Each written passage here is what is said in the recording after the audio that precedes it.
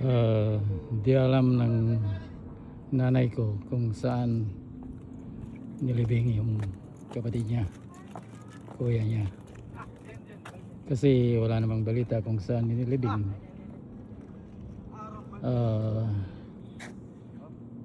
Alam at hindi na bumalik. At ngayon namasyal kami rito, tinignan ko yung mga pangalan na nandito. Hinahanap ko si Ernesto Mora dahil kapatid ng nanay ko, kuya niya. Nanay ko is about 17 years old noon, so siguro mga 18 years old lang siya nung drain off siya ng Philippine Army. Mora. Mora.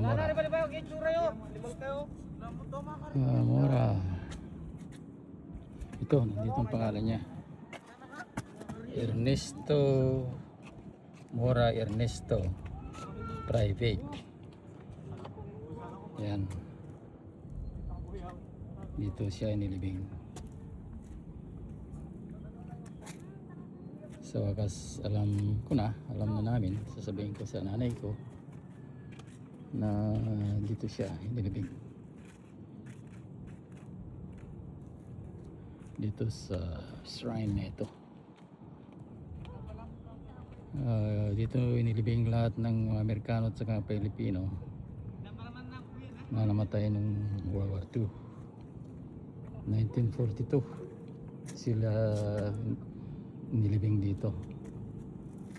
Ginawa nila kung saan nakalibing yung iba, dito lahat nilagay. Yan ang kwento nila.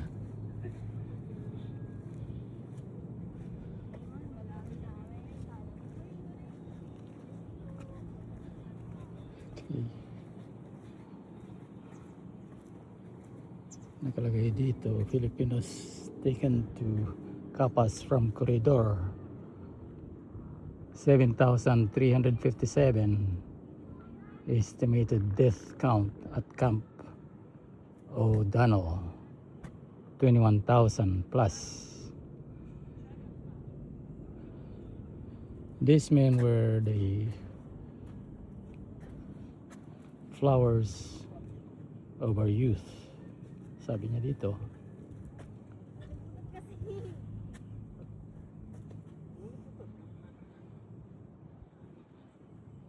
Ginawa ito ng November 30, 1946. Estimated defender who reached Capas 46,000 Filipinos and 9,300 Americans.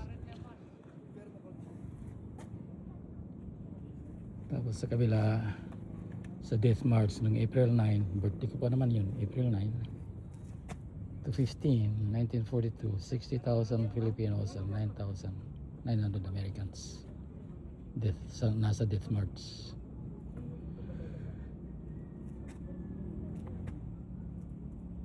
Nakakalungkot.